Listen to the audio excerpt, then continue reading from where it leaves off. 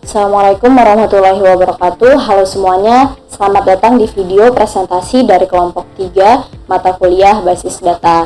Kali ini kami akan membahas tentang perancangan sistem informasi akademik atau SIAKAD di Institut Teknologi Sumatera.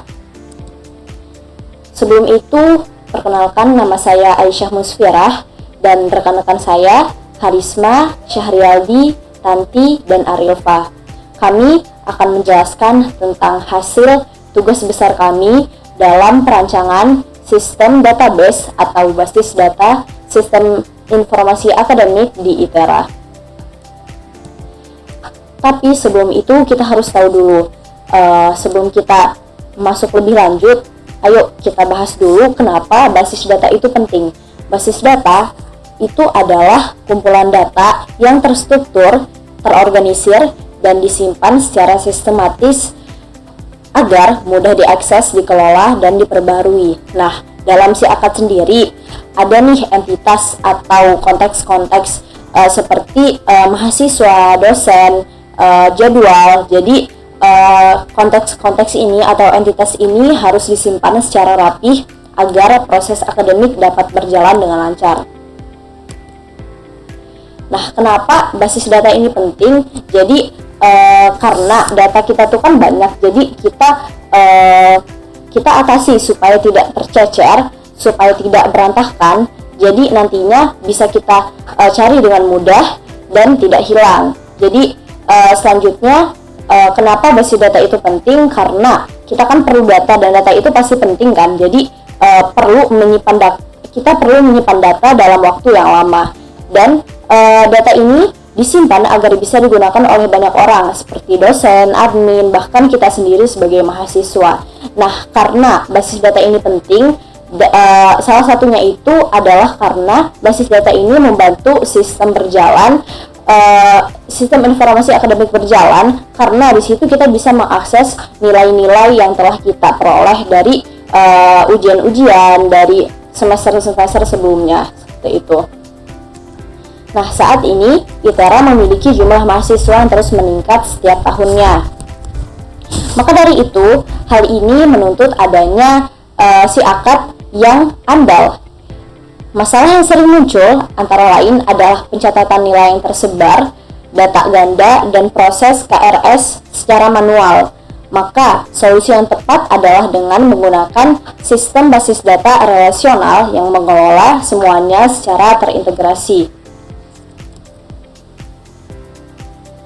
Oke, jadi di sini ITERA itu sendiri mempunyai sistem informasi akademik yang bisa kita akses melalui siakad.itera.ac.id.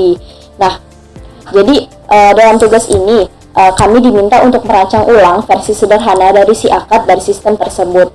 Nah, tujuannya sendiri itu adalah agar kami memahami bagaimana proses akademik di ITERA dikonversi dalam struktur basis data relasional.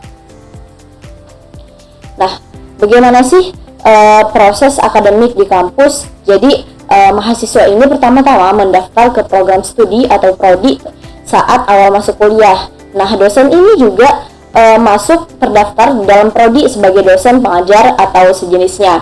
Nah, dosen ini juga mengampu mata kuliah yang ditawarkan oleh prodi tersebut. Selanjutnya, setiap mata kuliah dibuka dalam bentuk kelas di semester dan tahun ajaran tertentu. Jadi mata kuliah itu kan katakanlah ada mata kuliah A. Mata kuliah A ini bisa terdiri dari beberapa kelas seperti itu. Nah, di sini mahasiswa itu mengambil kelas untuk tiap semester. Nah, setelah mengikuti perkuliahan, maka mahasiswa akan mendapatkan nilai dari kelas yang telah diambil. Nah, di sini sistem kita itu dibutuhkan secara garis besar adalah pencatatan basis data mahasiswa dan dosen. Jadi sistem ini harus menyimpan identitas dan lainnya agar mahasiswa dan dosen ini bisa mengetahui data-data mereka itu apa saja. Nah, yang kedua itu adalah pengelolaan program studi. Jadi di sini sistem itu menyimpan data prodi termasuk siapa saja mahasiswa dan dosen yang tergabung dalam prodi tersebut. Selanjutnya itu adalah manajemen mata kuliah dan kelas. Jadi di sini itu kurang lebih seperti jadwal yang ada di setiap kelas seperti itu. Nah, selanjutnya itu ada proses KRS atau Kartu Rencana Studi. Jadi setiap mahasiswa itu kan mempunyai kelas-kelas yang berbeda setiap semesternya, dan ini dituangkan ke dalam KRS. Nah, selanjutnya ini adalah pencatatan nilai. Jadi dari KRS yang telah disusun oleh mahasiswa, nanti di akhir semester setelah mengikuti ujian akan ada nilai yang keluar seperti itu.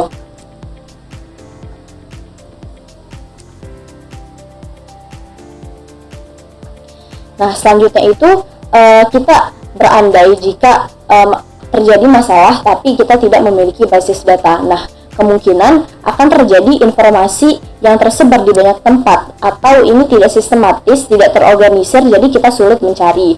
Nah, selanjutnya itu ada duplikasi data. Karena data kita tak terorganisir, maka kita cenderung bisa memasukkan data 2 kali sehingga memunculkan duplikasi data.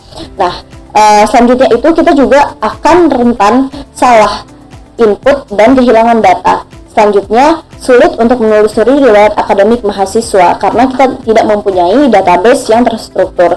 Selanjutnya, yang terakhir itu tidak efisien saat dosen ingin melihat mahasiswa di kelasnya atau saat mencetak KHS.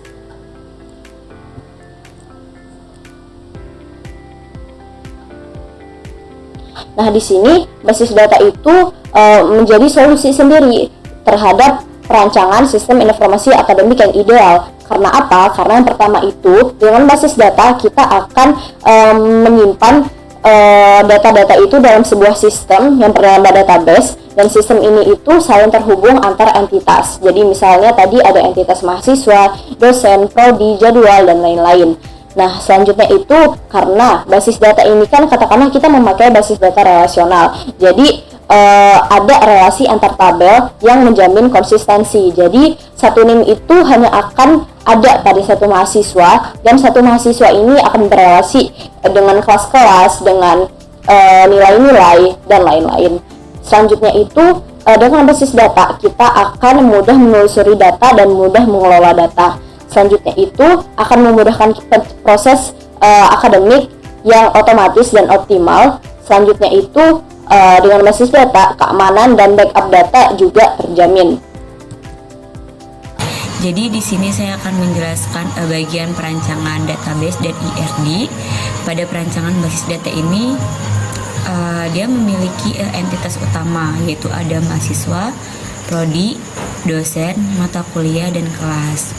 Lalu di entitas mahasiswa ini memiliki atribut yaitu NIM atau nomor induk mahasiswa sebagai primary key, lalu ada nama mahasiswa, tanggal lahir, ID prodi. Kemudian di entitas prodi atau program studi itu terdapat atribut yaitu ID prodi sebagai primary key, lalu ada nama prodi. Kemudian di sini ada entitas untuk dosen. Di entitas dosen ini atributnya meliputi NIP. NIP ini merupakan nomor induk pegawai sebagai primary key, lalu ada nama dosen dan email. Di email ini bisa disebut juga sebagai alamat dosen. Kemudian entitas matkul atau mata kuliah, atributnya itu terdapat kode mata kuliah sebagai primary key, lalu ada nama mata kuliah, lalu ada SKS, ini merupakan jumlah SKS dari mata kuliah, lalu ada NIP, ini sebagai over again key dari dosen. Kemudian ada entitas kelas. Di entitas kelas ini memiliki atribut yaitu ada ID kelas sebagai primary key, lalu ada semester. Semester ini merupakan kelas yang kita ampuh. Lalu ada tahun ajaran. Tahun ajaran ini merupakan tahun ajaran yang sedang berlangsung pada saat ini. Lalu di entitas asosialisasi atau relasi, atributnya itu ada ID KRS sebagai primary key, lalu ada NIM, ini for again key dari mahasiswa, lalu ada kode mata kuliah, ini for again key dari matkul, lalu ada ID kelas, for again key dari kelas juga, lalu di sini ada yang terakhir ada nilai. Kemudian di sini ada entity relationship diagram atau disebut juga sebagai IRD. Nah, di sini terdapat mahasiswa. Pada mahasiswa ini terdaftar dalam satu prodi, dan satu prodi bisa memiliki banyak mahasiswa. Maka hubungan antara mahasiswa dan prodi ini bersifat satu ke banyak atau one to many. Kemudian ada dosen juga ini terdaftar pada satu prodi, sehingga relasi antara dosen dan prodi juga bersifat satu ke banyak. Selanjutnya, seorang dosen terdapat mengampu banyak mata kuliah, tetapi setiap mata kuliah hanya dapat diampu oleh satu dosen. Maka hubungan antara dosen dan mata kuliah juga bersifat satu ke banyak. Mata kuliah dapat dibuka dalam banyak kelas. Misalnya di semester ini dan tahun ajaran tersebut berbeda, sehingga matkul dan kelas memiliki hubungan satu ke banyak. Kemudian relasi yang paling kompleks itu adalah antara mahasiswa dan kelas. Seorang mahasiswa bisa mengambil banyak kelas, sedangkan satu kelas bisa diikuti oleh banyak mahasiswa. Maka hubungan ini bersifat banyak ke banyak atau many to many. Untuk mengakomodasikan hal ini, kami membuat tabel relasi bernama mengambil atau disebut juga sebagai KRS. Tabel ini mencatat siapa dan mengambil kelas apa, lengkap dengan nilai yang diperoleh. Atributnya itu antara lain ada ID KRS itu sebagai primary key, lalu ada for again key, itu terdapat NIM, kode mata kuliah, dan ID kelas, serta atribut tambahannya itu yaitu nilai. Dengan perancangan ini, semua proses akademik mulai dari pendaftaran hingga pengisian nilai dapat dimodelkan secara jelas, efisiensi dan struktur dalam sistem basis data relasional. Di sini juga terdapat tulisan koordinalitasnya ya. Di sini ada mahasiswa ke prodi itu one to one, ada dosen ke matkul itu one to many, ada matkul ke kelas itu one to many, ada mahasiswa ke matkul itu many to many. Ini akan terbentuk ke tabel KRS. Lalu ada kelas mahasiswa itu many to many juga, maka dia akan terbentuk ke tabel KRS juga. Selanjutnya adalah tahap normalisasi. Normalisasi membantu kita menghindari duplikasi dan menjaga konsistensi data. Kita mulai dari bentuk data yang tidak teratur atau unnormalized form, lalu menormalkannya ke dalam bentuk 1NF, 2NF, dan akhirnya 3NF. Langkah pertama adalah 1NF atau first normal form dengan syarat data harus atomik. Data di contoh di atas sudah atomik, namun masih banyak redundansi, maka dari itu harus dilakukan normalisasi selanjutnya, yaitu 2NF atau second normal form, dengan syarat semua atribut non-key harus bergantung kepada primary key. Pisahkan kolom-kolom berdasarkan topik ke dalam tabel-tabel atau entitas yang berbeda. Di second normal form kita membuat beberapa tabel baru, yaitu tabel prodi yang berisi ID prodi dan nama prodi, lalu tabel dosen yang berisi NIP, nama dosen dan email, lalu tabel mahasiswa yang berisi NIM, nama lengkap, tanggal lahir, lalu ada tabel kelas yang berisi ID kelas, tahun ajaran, dan semester, lalu ada tabel matkul yang berisi kode MK, nama MK, SKS, dan semester, lalu ada tabel KRS yang berisi ID KRS, NIM, ID kelas, kode MK, dan nilai. Langkah normalisasi selanjutnya adalah 3NF atau third normal form dengan syarat tidak ada dependensi transitif, yaitu kolom non-kunci tidak boleh bergantung pada kolom non-kunci lainnya. Semua data di atas sudah memenuhi 3NF karena yang pertama, atribut-atribut non-kunci tergantung langsung pada kunci utama. Lalu yang kedua, tidak ada kolom seperti fakultas yang disimpan dalam tabel mahasiswa. Ini merupakan hasil akhir dari proses normalisasi dari bentuk unnormalized sampai ke bentuk 3NF. Lalu setelah proses normalisasi, kita akan mengimplementasikan DDL atau Data Definition Language. Yang pertama kita menggunakan create database, yaitu untuk membuat database. Di sini kita memberi nama database tersebut bernama Basdat. Selanjutnya kita membuat table prodi menggunakan query create table yang berisi ID prodi dengan sebagai primary key, lalu nama prodi. Selanjutnya kita membuat table dosen menggunakan create table yang berisi NIP sebagai primary key, nama dosen, lalu email dengan constraint unique agar mencegah email yang duplikasi atau email yang sama. Lalu, yang ketiga, kita membuat tabel mahasiswa yang berisi NIM sebagai primary key, nama mahasiswa, tanggal lahir, ID prodi, lalu ada foreign key ID prodi yang merujuk langsung di tabel prodi. Lalu, kita membuat tabel mata kuliah menggunakan create table mata kuliah yang berisi kode MK sebagai primary key, nama MK, SKS, NIP dengan foreign key yang merujuk pada table dosen. Lalu selanjutnya ada table kelas yang berisi ID kelas sebagai primary key, semester dan tahun ajaran.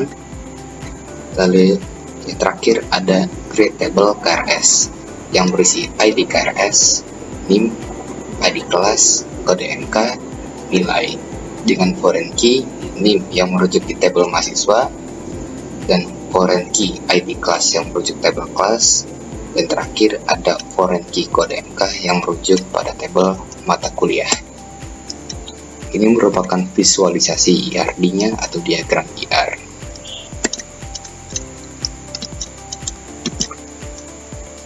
Setelah sebelumnya kita sudah membuat tabel-tabel dari yang mewakili entitas dan juga berisikan atribut dari sistem akademik yang sederhana yang kita rencanakan untuk dibuat rancangan sebelumnya. Kemudian selanjutnya adalah bagaimana kita menginsertkan data-data tersebut. Sebagai contoh ini data singkat saja. Ini kita mau memasukkan data prodi menggunakan insert into, berisikan kolom ID prodi, kemudian nama prodi, ini adalah values-nya, satu sense data. Kemudian sama halnya dengan insert into dosen, ini terpisah, tapi sebenarnya bisa tergabung. Kita ingin menginputkan ke tabel dosen, berisikan NIP, nama dosen, dan email dengan data-data yang tertampil. Kemudian selanjutnya untuk mahasiswa pun begitu. Di sini value atau yang ingin diinputkan atau kolomnya adalah NIM, nama mahasiswa, kemudian tanggal lahir, ID prodi, ini datanya. Begitupun dengan mata kuliah, tabel mata kuliah berisikan kolom dari kode MK, nama MK, SKS, NIP, dan begini pun, dan ini adalah data-datanya. Maka output yang muncul juga seperti di bawah, seperti sebelumnya juga ada beberapa output di bawah dari query-nya. Selanjutnya adalah insert into class. Kita yang menginputkan data ke dalam kelas, berisikan dengan kolom-kolom, di antara ada ID kelas, kemudian tahun ajaran dan semester. Ini ada data-datanya dan tertampil setelah kita mengetikkan query tersebut. Begitupun dengan KRS, KRS sebagai relasi asosiatif, kemudian berisikan dengan kolom-kolom ID KRS, NIM, ID kelas, kode MK, dan nilai. Ini adalah data-datanya, dan setelah kita menginputkan query tersebut, maka akan tertampil seperti di bawah. Nah, selanjutnya adalah kita ingin menyeleksi, melihat tepatnya dengan fitur select. Dengan select kita ingin melihat NIM, nama mahasiswa, nama MK, kita sederhananya ingin melihat daftar mahasiswa dan mata kuliah yang diambil beserta nilai. Kita akan ambilkan NIM, nama mahasiswa, nama mata kuliah, nilai, adik kelas, semester, tahun ajaran. Ternyata NIM, nama mahasiswa dalam tabel mahasiswa, nama MK dalam tabel MK yang adalah mata kuliah, nilai dari tabel KRS itu ada di KRS itu ya KRS, ID kelas, semester, dan tahun ajaran berada di tabel atau entitas bernama kelas yang di sini kita singkat sebagai KL. Nah, karena ini terpisah, maka kita harus joinkan acuannya dari mahasiswa dengan alias M. Kita joinkan berdasarkan NIM, kemudian kode MK, berisi kode MK, kemudian ID kelas.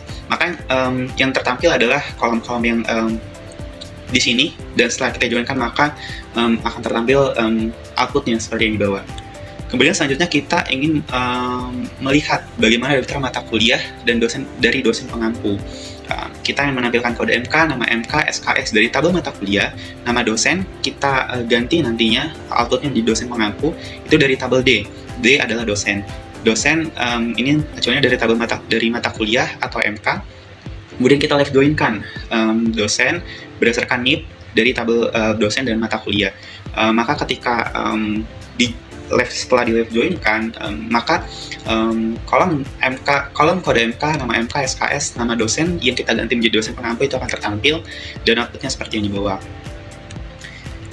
Begitupun sama halnya dengan ini kita hanya melihat NIM, nama mahasiswa, nama prodi ini dalam tabel yang berbeda, maka untuk itu kita perlu joinkan berdasarkan ID prodi. Maka NIM, nama mahasiswa, nama prodi dalam tabel yang berbeda berhasil kita joinkan dan menjadi seperti satu tabel dalam outputnya, dan ini output yang tertampil. Kemudian selanjutnya adalah menampilkan mahasiswa mengambil mata kuliah algoritma pemrograman, karena dan kita mulai dari mahasiswa ternyata tidak memberikan informasi terkait dengan mata kuliah yang diambil. Oleh karena kita dari mahasiswa kita merelasikannya ke KRS, kemudian dari KRS kita lihat relasinya ke mata kuliah. Di mata kuliah itu ada informasi NIM beserta dengan nama mata kuliah yang diambil, dan kita menampilkan awalnya NIM dan nama mahasiswa yang mengambil algoritma pemrograman, dan output yang tertampil adalah seperti yang tertampil di gambar. Begitupun kita menampilkan kode MK, nama MK dan SKS-nya ini dari mata kuliah, namun relasinya dari dosen ya, dari tabel dosen. Kita kemudian mengetik nama dosen yang adalah Dr. Andi Pranata, maka yang muncul adalah nama mata kuliah beserta SKS-nya yang diampu oleh Dr. Andi Pranata sebagai dosen. Ini kita menampilkan NIM, nama mahasiswa, nama mata kuliah kita ganti menjadi mata kuliah nilai A dari tabel mahasiswa. Itu kita joinkan dari mahasiswa, kita joinkan juga ke KRS, mata kuliahnya juga, dan kita cari KRS yang nilainya adalah A. Oke, baiklah, di sini saya akan melanjutkan penjelasan dari teman saya sebelumnya. Oke, di sini ada contoh dari Data Manipulation Language atau DML. Untuk contoh penggunaannya yang pertama akan saya jelaskan adalah kami menggunakan query dengan distinct untuk menghilangkan duplikasi pada data seperti saat menampilkan di mahasiswa yang mengambil KRS. Di sini kami menggunakan kode select distinct name from KRS. Selanjutnya, contoh yang lain, kami menampilkan mahasiswa yang mengambil mata kuliah ST101 dan berada pada kelas 1. Di sini kami menggunakan fungsi join. Oke, selanjutnya kami menampilkan KRS mahasiswa yang mendapatkan nilai A atau B dengan menggabungkan 3 tabel, yakni tabel mahasiswa, KRS, dan juga mata kuliah. Masih sama seperti sebelumnya, kami menggunakan fungsi join dan juga kondisi ganda.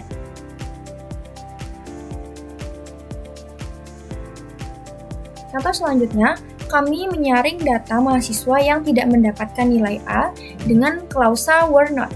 Jadi di sini kita menyaring mahasiswa, siapa sih mahasiswa yang nggak dapat nilai A? Nah, di sini ada Hong Jisoo dan juga Wen Junhui. Dengan nama matkulnya ada algoritma pemrograman dan juga struktur data dengan nilai B. Lanjut, kami menampilkan mahasiswa berdasarkan filter NIM tertentu. Nah, di sini contohnya kami memfilter dengan NIM 12001, 12003 dan juga 12005. Lalu di sini didapatkan nama mahasiswa Choi Seung Chol, Hong Jisoo dan Kwon So-nyong dengan NIM 12001, 12003 dan juga 12005. Oke, di sini ada fungsi DML dengan filter dan agregasi. Kami di sini menggunakan kondisi not untuk menampilkan data yang tidak memenuhi kriteria tertentu. Nah, di sini kriteria yang kita inginkan adalah 12001 dan juga 12002. Jadi kita mencari siapa saja sih mahasiswa yang tidak memiliki NIM 12001 dan juga 12002. Nah, di sini ada Hong Jisoo, Wen Junhui dan juga Kwon Sunyong dengan NIM 12003, 12004, dan juga 12005. Oke, selanjutnya kami memanfaatkan clause like untuk mencari mahasiswa berdasarkan kata kunci tertentu. Di sini contohnya kami menggunakan kata kunci Choi untuk mencari nama mahasiswa yang bernama Choi Seung Choi. Lanjut, kami menghitung jumlah mahasiswa per kelas dalam tabel KRS dengan menggunakan fungsi agregat count dan juga group by. Nah, di sini ada ID kelas A1 dan juga A2 dengan jumlah mahasiswa 3 dan 2. Oke, selanjutnya di sini kami juga menggunakan fungsi agregat count, group by, dan juga menambahkan having untuk menampilkan kelas dengan jumlah mahasiswa lebih dari 2. Nah, di sini ada dengan ID kelas A1 dengan jumlah mahasiswa yakni 3.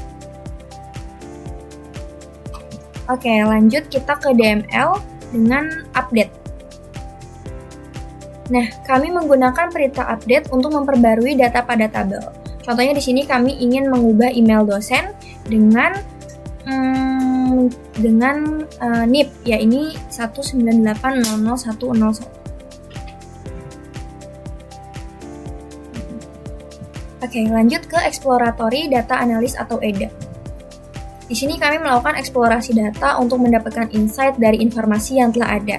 Pertama, di sini kami menghitung jumlah mahasiswa per program studi menggunakan fungsi agregat, yakni count dan juga group by.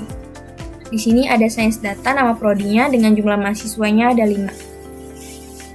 Oke, selanjutnya kami menghitung total SKS yang diambil oleh masing-masing mahasiswa dengan menjumlahkan SKS dari tiap mata kuliah yang mereka ambil melalui tabel KRS dan juga mata kuliah.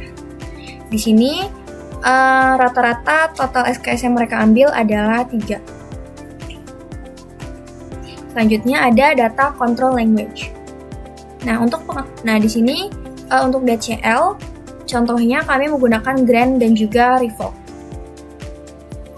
Grant di sini kami untuk memberikan akses kepada seseorang admin yang bernama kasir dengan kodenya yakni grant select insert on mahasiswa to kasir at localhost.